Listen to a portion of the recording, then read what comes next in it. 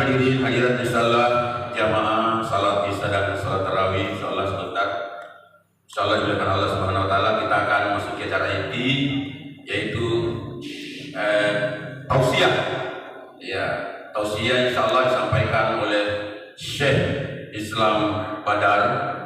Ya, penerjemah sebentar adalah Ustaz Fajar Elsi MA. Ya, Bapak Ibu sekalian, sebelum kita persilakan Al-Mukarram, maka lebih awal kita sampaikan biografi beliau. Kelahiran Syekh Islam Badar yaitu lahir di Mesir tanggal 10 Juli 1997, baru lebih 20 tahun usianya. Iya. Status Syekh sudah menikah, ya, sudah menikah, ya, sudah tertutup, sudah menikah, ya.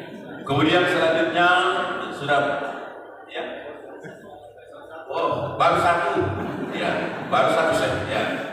Pekerjaan imam dan qori, ya. Kemudian riwayat pendidikan Syekh, ya, Magister Studi Dakwah Islamiyah Universitas Al-Azhar Kairo. Kemudian sarjana ilmu kedokteran Universitas Al-Azhar Kairo. Jadi Syekh ini adalah seorang dokter kesehatan. Ya. Kemudian pengalaman dakwah menjadi imam di Almania, kemudian menjadi imam di Mesir, kemudian safari dakwah bersama Himayah tahun 2023, ya, sampai sekarang. Syekh sekarang sementara, ya, kandidat doktor juga di Al-Azhar, ya, S3 sementara. Baik Bapak sekalian, kita akan persilakan Syekh Islam Badar untuk menyampaikan tausiah, ya, seperti apa di keadaan di Palestina.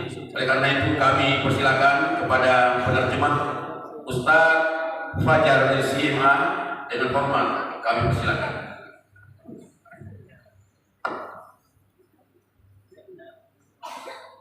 Bismillahirrahmanirrahim. Assalamualaikum warahmatullahi wabarakatuh.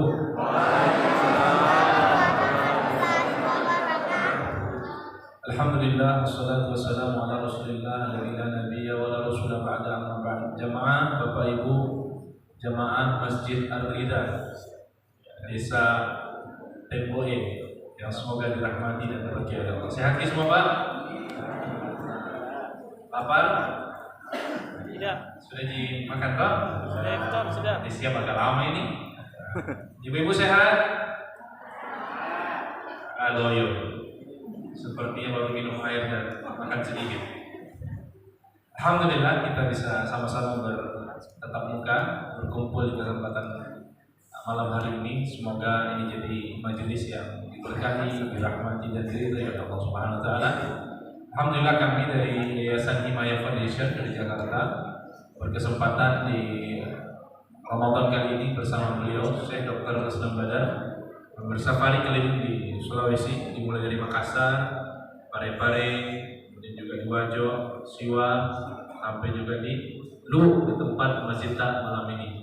Ya, semoga ini menjadi pertemuan yang diberkahi. Semoga kita bisa sama-sama ambil manfaat dan ambil ilmunya, tausiah yang akan disampaikan oleh beliau.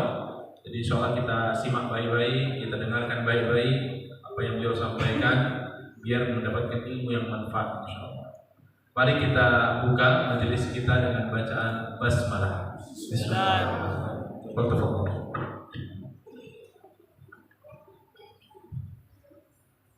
Alhamdulillahirabbil alamin.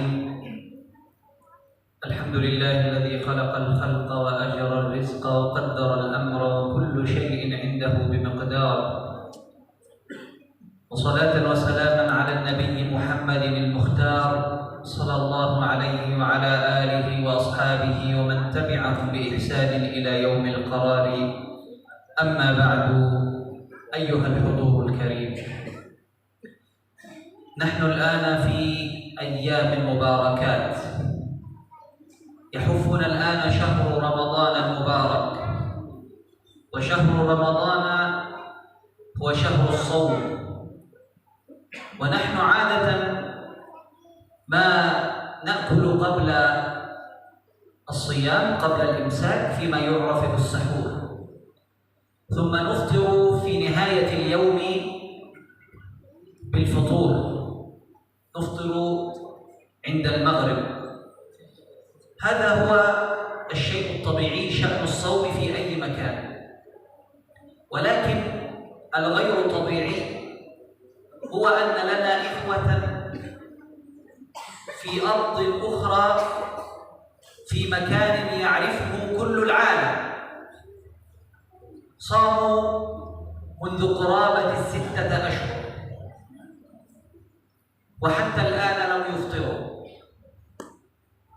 أنت إذا أقل شيء إذا لم تجد عندك من الطعام ما يكفي للفطور ربما تشرب الماء وتأكل التمر، أما هم فيعانون أكبر معاناة.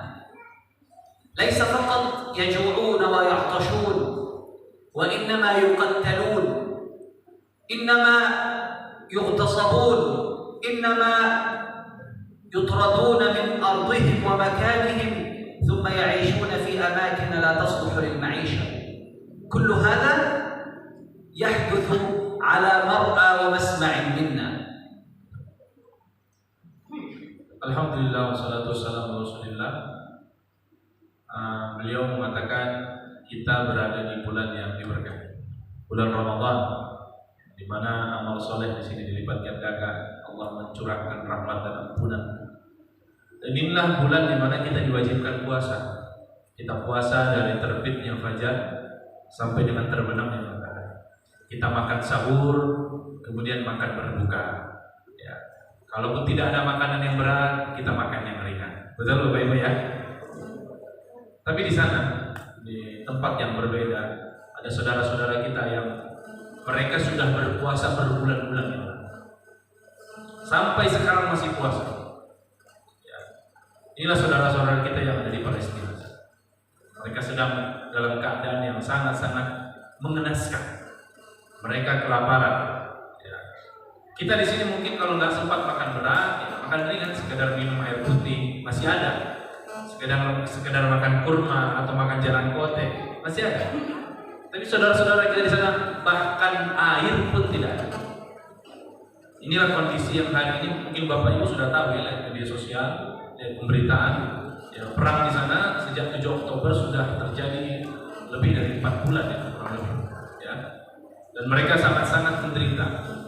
Selain harus berjuang menahan lapar dan dahaga, yang itu sudah tidak mudah, mereka harus menghadapi ancaman pembunuhan setiap hari, penembakan, serangan orang-orang Zionis rahmatullah alaih. Ya. Perempuan mereka terancam untuk diperkosa. Mereka harus terusir dari rumah-rumah mereka karena sudah tidak aman. Ya. Mereka tinggal di kemah-kemah yang sangat tidak layak dan tidak pantas untuk mereka tinggal. Inilah keadaan mereka di sana. Dan inilah saudara-saudara kita yang ada di Palestina. ثم إننا الآن جميعا نبكي بدل الدموع دما. إننا الآن جميعا نحزن لما يحدث الآن في فلسطين في غزة، وهذا أمر طبيعي. الطبيعي أن تحزن، أن تبكي من أجلهم، أن تساهم بكل ما تملك من أجلهم، لأن هذا شأن المؤمن. المؤمن للمؤمن كالبنيان. النبي صلى الله عليه وسلم يؤكد ويقول: المؤمن للمؤمن كالبنيان المرصوص يشد بعضه بعضا، كأنما هو حائط مبني بالطوب. مثل الطوب هذا طوبة بجوار طوبة بجوار حجر بجوار كذا. هذا شأن المؤمن، يشد بعضه بعضا. وكذلك المؤمن لأخيه المؤمن مثل الجسد الواحد. إذا اشتكى منه عضو، أنت إذا شعرت بالألم أو بالتعب أو بالمرض في جسدك تتأثر تلقائيا وتستريح، تخلد إلى النوم أو تذهب إلى الراحة. هذا رد فعل طبيعي من الجسم لأنه يشعر بالألم. كذلك نفس الشيء، المؤمن للمؤمن كالجسد الواحد، إذا اشتكى منه عضو في الجسد تداعى له سائر الأعضاء بالسهر والحمى. فهذا شعور طبيعي، وإذا لم يكن موجودا فعليك أن تراجع نفسك، عليك أن تراجع إيمانك، عليك أن تراجع يقينك بالله سبحانه وتعالى، لأن الأمر ليس إنسانيا وفقط، ليس عاملا إنسانيا وفقط، وإنما عامل ووازع ديني.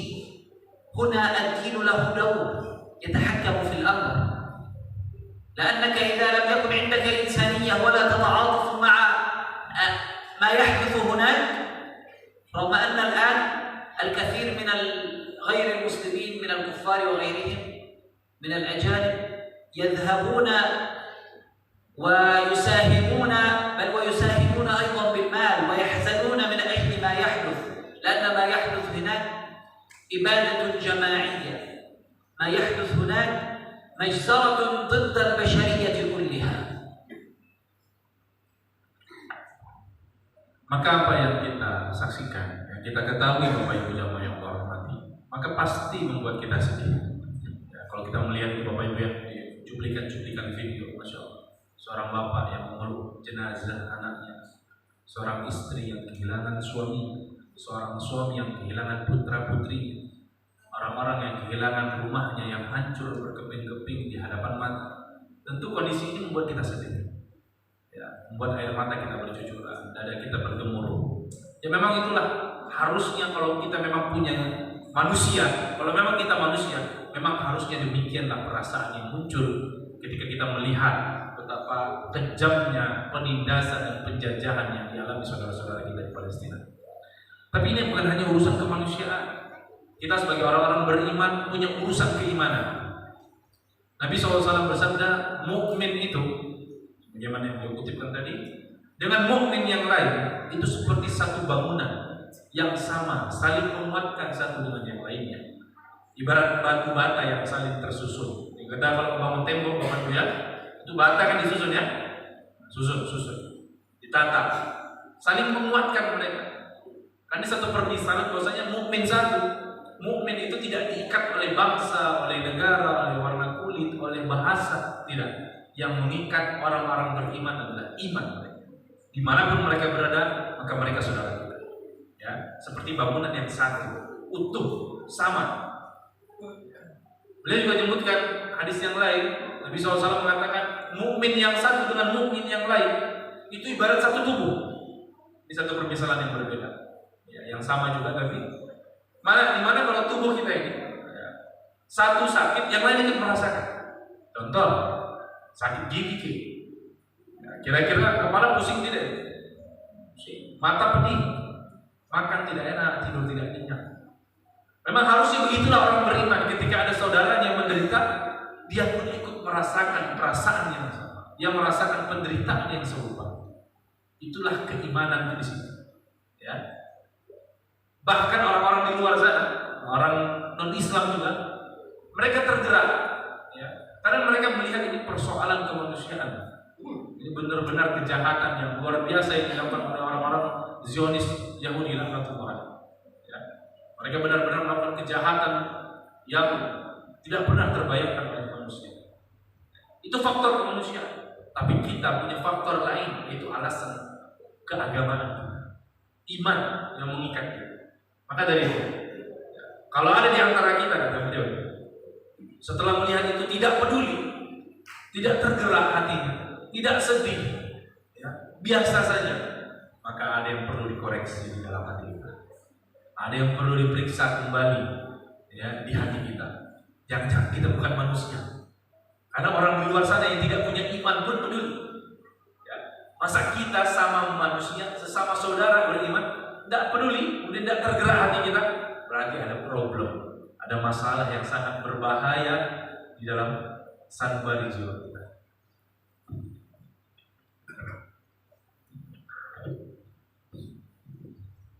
ولكن العبرة والعظة من هذا الأمر أنه لا شيء يحدث في في ملكوت الله تبارك وتعالى إلا بما أراد الله.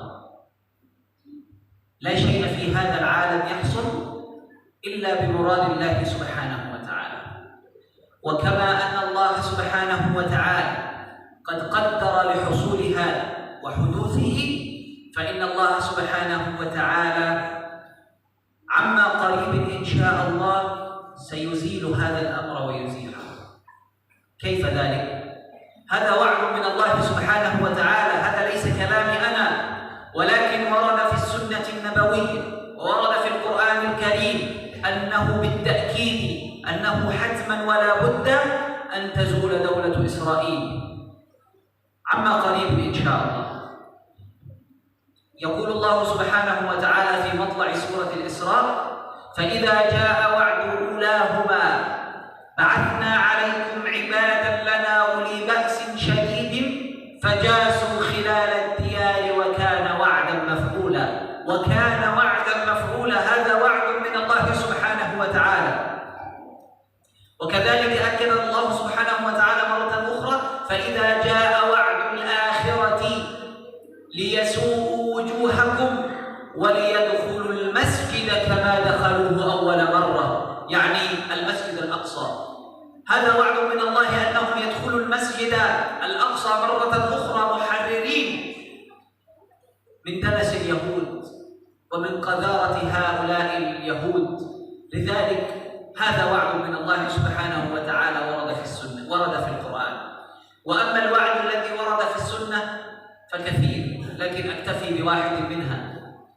يقول النبي صلى الله عليه وسلم: لن تقوم الساعة حتى يقاتل المسلمون اليهود. سبحان الله، لن تقوم الساعة حتى يقاتل المسلمون اليهود فيختبئ اليهودي. انظر من قوة الفتح حينئذ أن الله سبحانه وتعالى يبعث عبادا له. والمقصود هنا ليس أنه ينزل ملائكة من السماء أو كذا، لا، الله سبحانه وتعالى يمكن لهذه الأمة أناسا صنعهم خصيصا من أجل هذه المهمة، من أجل نصرة الإسلام. فيختبئ اليهودي وراء الحجر والشجر. من قوة المؤمن حينئذ اليهودي يختبئ خلف العمود وخلف الحجر وخلف الشجر. ثم ماذا يحدث؟ ينطق العمود وتنطق الشجرة وينطق الحجر ويقول: يا مسلم، ينادي على المسلم: يا مسلم يا عبد الله، هذا يهودي ورائي، هذا يهودي خلفي، تعال فاقتله. سبحان الله، أي نصر هذا! لذلك كما أننا نحزن لما يحدث، لا بد أن نفرح بهذا الوعد المبين. Apa yang terjadi di sana dan di dunia Islam ini tentu dengan takdir Allah Subhanahu wa taala. Kita meyakini itu. Ya. Ini semua apa yang dikehendaki oleh Allah Subhanahu wa taala. Hatta sekarang pun terjadinya peperangan di sana, penindasan di sana, semua dengan takdir Allah Subhanahu wa taala. Maka di sini beliau memberikan salah satu optimisme untuk kita semua. Bahwasanya Allah Subhanahu wa taala telah menjanjikan kepada kita kemenangan itu dekat. Sebentar lagi. Sebagaimana Allah Subhanahu wa taala tegaskan di dalam Al-Qur'an dan juga hadis Nabi SAW menyatakan hal demikian. Bahwasanya Islam pasti menang dan negara Zionis Yahudi pasti musnah dan hancur. Allah Subhanahu wa taala menjanjikan itu di dalam Al-Qur'an. Dalam surat Al-Isra di lembar pertama.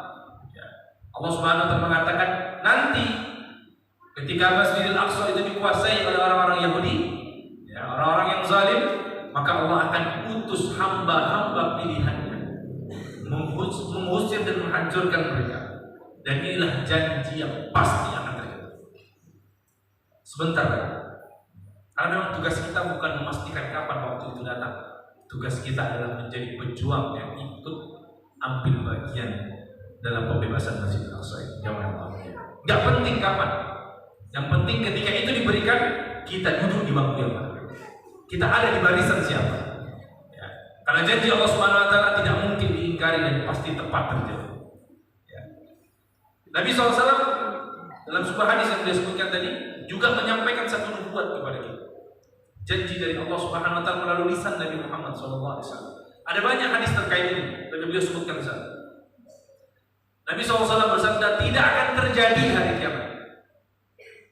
Artinya ini peristiwa sebelum kiamat terjadi pasti terlaksana. Tidak akan terjadi hari kiamat sampai nanti orang-orang Islam kaum muslimin memerangi orang-orang Yahudi. Pasti kita akan perang. Sekarang mereka hancurkan saudara-saudara kita sana. Nanti akan datang suatu waktu, suatu hari kita yang akan mengejar mereka. Bahkan satu potret dalam hadis itu mengatakan apa? Sampai orang-orang Yahudi lari ketakutan mencari tempat sembunyi.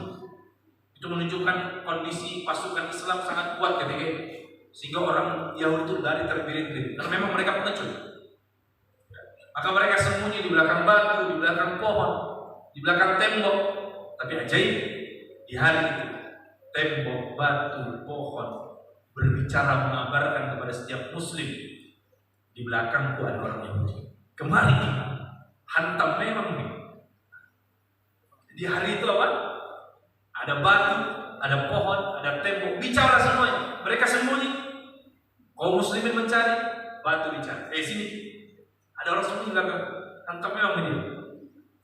Itulah hal yang dijanjikan oleh Allah Subhanahu wa taala kepada kita orang-orang Islam. Maksudnya Allah Subhanahu wa taala menjanjikan kemenangan, kejayaan bagi umat Islam, orang-orang beriman. Dan Allah Subhanahu wa taala akan menghancurkan orang-orang kafir, orang-orang zalim, terkhususnya orang-orang Zionis Yahudi dan Allah. نحن الآن لا نملك في أيدينا إلا أن نخلص لهم الدعاء ونبذل ما في وسعنا من نفقة للأموال، الصدقات، لعل الله سبحانه وتعالى أن يحسن هذا الأمر وأن ينهي هذا الحرب عليهم. لكن كما قلنا نحن نزف لهم البشرى لأنهم شهداء مكرمون عند الله سبحانه وتعالى.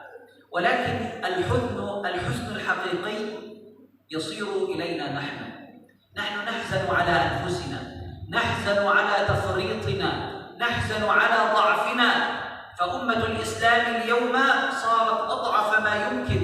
لانت الأمة لألأن أمم الأرض ولأحقر أمم الأرض من اليهود. لذا لا بد وأن نأخذ بأسباب النصرة الحقيقية. هناك أسباب للنصرة، نعم، أولها أن نكون مؤمنين حقا. لا بد وأن نؤمن بالله سبحانه وتعالى حق الإيمان، وأن نحسن الظن بالله سبحانه وتعالى، ويكون عندنا يقين بأن الله سبحانه وتعالى سوف ينهي هذا الأمر. لكن لعلنا الآن في أوقات ضعف لأمة الإسلام. لعل الله سبحانه وتعالى أن يفرج عنا ما نحن فيه. أخيرا حتى لا أطيل عليكم، لابد على كل واحد منا أن يتمسك بدينه في زمن الفتن هذه. لابد وأن نتمسك بالدين لأنه هو سبيل النجاة الوحيد. وما نحن فيه الآن من ضعف هو بسبب بعدنا عن الدين، وهذا هو السبب الرئيسي. فلو كنا أقوياء، لو كانت أمة الإسلام قوية كما كانت من قبل، ما كان أحد يتجرأ علينا.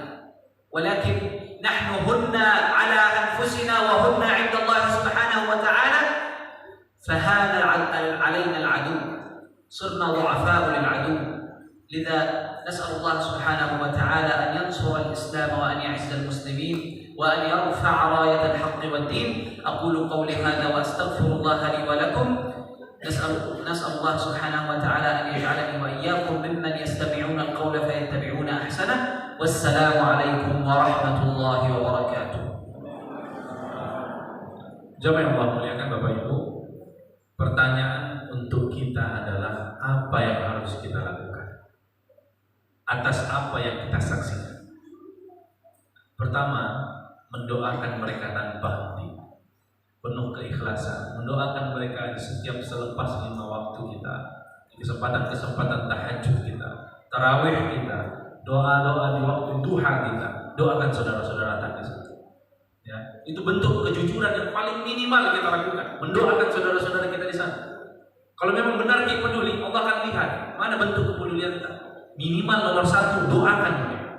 Kalau tidak pernah lisan tak mendoakan mereka, di mana bukti dan wujud kepedulian kita? Doakan. Ini satu. Ya. Yang kedua, kita harus meyakini saudara-saudara kita yang sekarang sedang menderita di sana. Memang mereka secara duniawi mereka menderita, tersiksa, tertindas. Tapi jangan lupa Allah Subhanahu wa taala sudah menjanjikan balasan terbaik atas apa yang mereka alami, atas kesabaran mereka. Allah sudah menyiapkan ganti kehidupan yang lebih kekal abadi setelah ini. Memang mereka menderita di dunia, tapi Allah sudah menjanjikan surga.